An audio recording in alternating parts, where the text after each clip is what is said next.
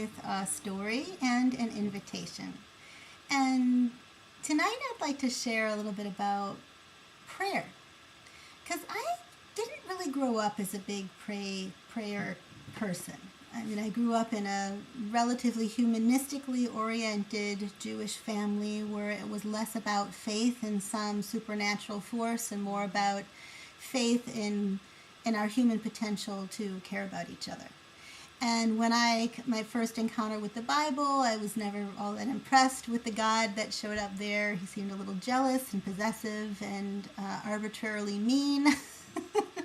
And some of the laws just never really made sense to me. So like this whole thing about praying to some being out there who's looking out, or looking over every little thing that I do, and someone who has the great authority outside, and I don't know, that just never was really my thing. I was much more drawn to other spiritual paths that included meditation, and in all forms. So it hasn't been until recently that I feel I've developed a totally new attitude and appreciation for prayer. And one experience that I had recently, I have a very good friend who is very involved in a Native American tradition. Her particular path has been inspired by the Lakota tradition. And through her, I have interacted with her chief and community and gotten to experience some sweat lodges, and also participated in a high ceremony, which was extremely beautiful. And over the course of this experience, I've come to appreciate prayer. Like in the beginning, I felt a little awkward because I don't know, I have trouble when it's all verbal, like a lot of verbiage in relation to spirit. I prefer it to be much more embodied. I'd rather dance my prayers than speak my prayers, for example. But I don't know how else to put it. I think like the whole process of like creating prayer ties. I don't know if you've ever done that before, but in many Native American traditions, you have these little pieces of cotton material, and you put some tobacco inside each one, and you kind of load each one with the prayer that you have. And the prayers always involve not just praying for yourself, but praying for the people that you love and for the world. But all of those things, right? It's important to pray for all of those layers, all of those levels.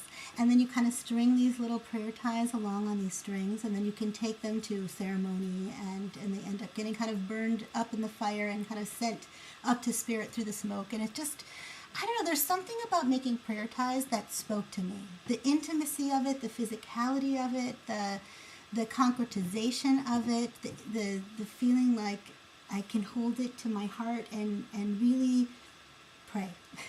So I don't even know what I'm praying to. It's not like I'm looking at some like God with a big beard sitting on some chair deciding everything that's going on. I mean, my sense of spirit is much more, I don't know, much wider than that.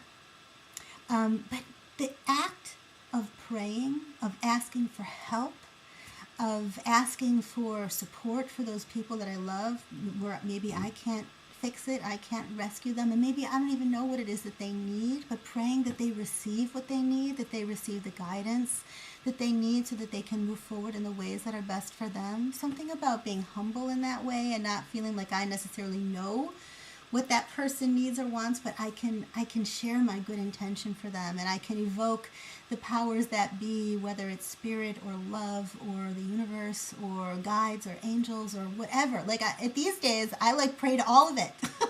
You know, any beingness that exists, all that is on the side of love. You know, I will pray to that, and there's something just really, really comforting about it.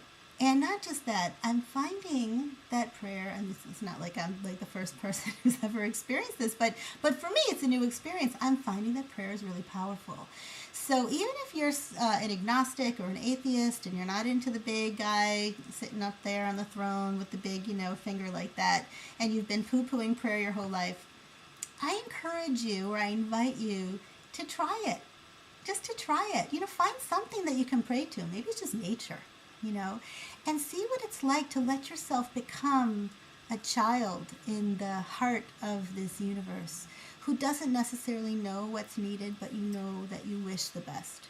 It's the same, the Buddha's prayer, the mindfulness, the kindness prayer, may all beings be safe and happy, and something else that I can't remember right now, but that there's something so powerful about that, and very sweet. So that's my invitation to you, to just try praying, and try praying out loud. That's really powerful. And if you get excited about, this whole prayer tie idea, you might want to try going to a sweat lodge, or doing something, going back to some of the ancient traditions to see what they have to teach us about the power of prayer.